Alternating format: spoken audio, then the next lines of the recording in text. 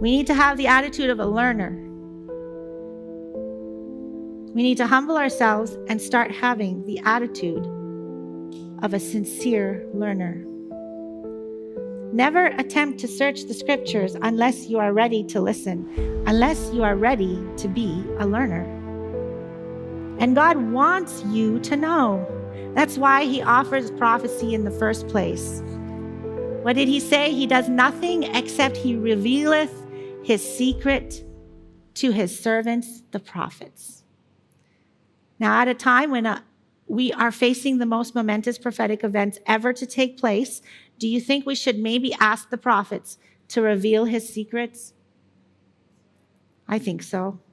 A lot of people watch presentations of speakers and never crack their Bibles open. They never look anything up. Instead, sometimes when people hear something new, they say, well, so-and-so doesn't teach that. I see an epidemic in our church of letting other people think for us. Do we base our religion on what our favorite speaker thinks or says?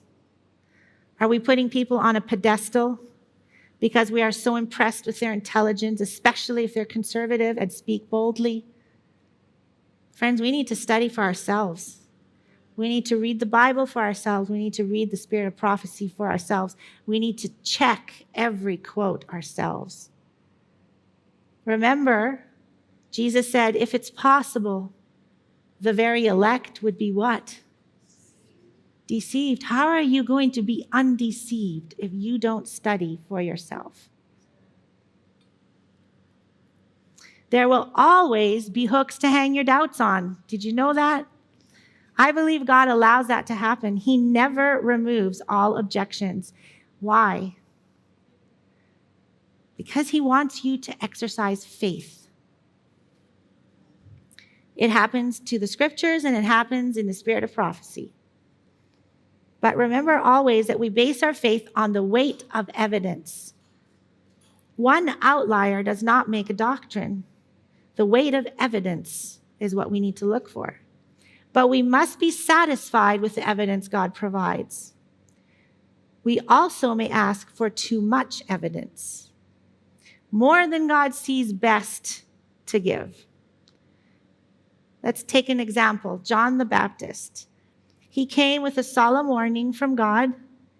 Jesus says that the Pharisees, in rejecting him, rejected the counsel of God against themselves. But that the publicans and the common people, they justified God being baptized with the baptism of John. That's Luke 7, 29 and 30. How did they justify God? Well, when it comes to the judgment, and Jesus comes with his reward, these Pharisees will stand there and be surprised to find themselves rejected.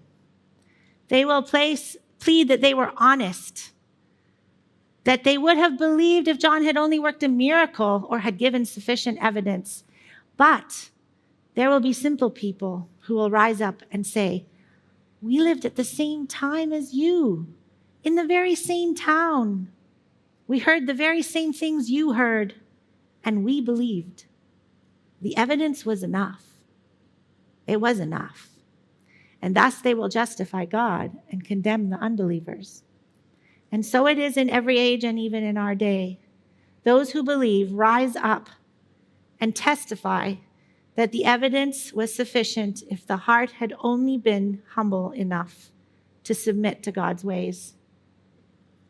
The Word of God often and earnestly insists upon humility of heart and contrition of soul as necessary in order to get the right understanding.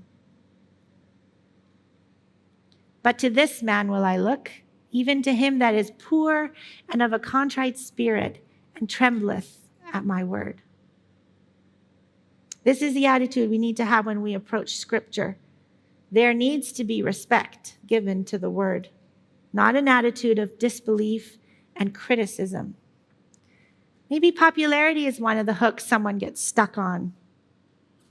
People don't want to believe something that others don't agree with. If the truth is popular and lots of people believe it, then we tend to agree more readily with it. It's called groupthink. Whatever my friends think, that's what I'll believe. Even if all the quotes make sense, even if it's black on white, even if there's a mountain of evidence, but my friends and family don't believe it. So there must be something wrong with it. Besides, I could lose my friends. I could lose the approbation I receive from my fellow churchgoers. Truth is not always popular, friends. Don't look at the numbers. Don't look at what everyone else is believing so that you can believe what they do. Weigh the message for yourself. Does the spirit of prophecy support it? Is the truth established and taught by those who have been clearly led by the Spirit? Then humbly accept it. Noah had the same evidence which the world had. He believed, they disbelieved. He was right, they were wrong. Sometimes truth requires a sacrifice. William Miller's rule, number 14, the most important rule of all. It is that you must have faith. But what kind of a faith? It must be a faith that requires a sacrifice, and if tried, would give up the dearest object on earth, the world, and all its desires, character, in other words, reputation, living, occupation, family, home, comfort, and worldly honors. If any of them should hinder our believing any part of God's word, it would show that our faith to be vain. Nor can we ever believe so long as any of these motives lies lurking in our hearts.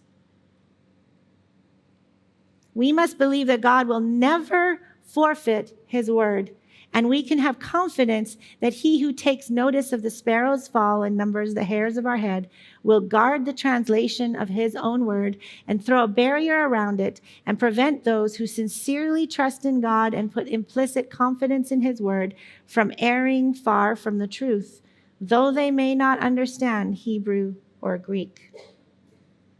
Today we're told you have to understand Hebrew and Greek to understand the Bible. In fact, you need to get a theology degree, and that's not enough. You need to get a master's degree, and then you need to become a doctor of divinity. Then you can teach the word. None of our pioneers had any of those. Are we willing to give up all to find truth? Really all? Let's go back to that list. Are we willing to give all those things up for the privilege of finding truth? The reason there's going to be a shaking in the church, friends, is because when the straight testimony is preached to Laodicea, they realize what it's going to cost them, and the price is too high. Their faith is not one that is willing to give all for the truth. Remember our slogan, we have nothing to fear for the future, except as we shall forget the way that the Lord has led us and his teaching in our past history. Ellen White says, all should see the necessity of understanding the truth for themselves individually. We must each understand the doctrines that have been studied out carefully and prayerfully. It has been revealed to me that there is among our people a great lack of knowledge in regard to the rise and progress of the third angel's message. The rise and the progress of the third angel's message. There is great need to search the book of Daniel and the book of Revelation and learn the text thoroughly that we may know what is written. The Lord desires that every soul who claims to believe the truth shall have an intelligent knowledge of what is truth. In other words, you need to be able to explain it. You need to know. False prophets will arise and will deceive many. Everything is to be shaken that can be shaken. Then does it not become everyone to understand the reasons for our faith? In place of having so many sermons, there should be a more close searching of the Word of God, opening the Scriptures text by text and searching for the strong evidences that sustain the fundamental doctrines that have brought us where we now are upon the platform of eternal truth. She speaks often about the platform. Here's one. I was shown a platform braced by solid timbers, the truths of the Word of God. That's what the platform was. Someone was directing this man and that man to loosen the timbers supporting this platform. The foundation was built by the master worker and will stand storm and tempest. Will they permit this man to present doctrines that deny the past experience of the people of God? The time has come to take decided action. Here we see again that there's an experience from the people of God in the past that we cannot, dare not deny. The enemy of souls has sought to bring in the supposition that a great Reformation was to take place among Seventh-day Adventists, and that this Reformation would consist in what? Giving up the doctrines which stand as the pillars of our faith and engaging in a process of reorganization. Were this Reformation to take place, what would result? The principles of truth that God in his wisdom has given to the remnant church would be discarded. Has that happened? Maybe you will find out this week. Our religion would be changed. The fundamental principles that have sustained the work for the last 50 years would be accounted as what? Error. There will be people who are saying that the past, the things that our pioneers learned under the Spirit of God, is error. This is pretty serious, friends. A new organization would be established. Books of a new order would be written. A system of intellectual philosophy would be introduced. Nothing would be allowed to stand in the way of the new movement. Does that mean that people who want to go to the past and want to go reignite what the pioneers taught are going to be persecuted?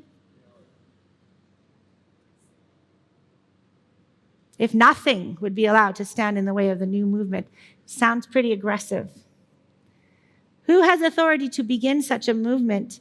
We have our Bibles, we have our experience, and how is it attested to? By the miraculous working of the Holy Spirit. So this wasn't just a feeling. It was proven to be of God because they saw the Holy Spirit working. We have a truth that admits of no compromise. Shall we not repudiate everything that is not in harmony with this truth? The Seventh-day Adventist Church is not a church. It's a movement. It is itself a fulfillment of prophecy. Did you know that? Did you know that Seventh-day Adventists fulfilled prophecy by becoming a movement, by becoming a people? But why did God need a movement? Didn't we have the Protestant Reformation? Didn't that bring us out of the dark ages? It was the light that shined in the dark, the midnight of the papal rule. What about Huss and Jerome, Tyndale, Wycliffe, Luther? Didn't they bring us out of darkness into light? Yes, they were very good and important men. They did a great work. And through them, the light broke through the darkness. But what happened after they passed away? Their advancement stopped.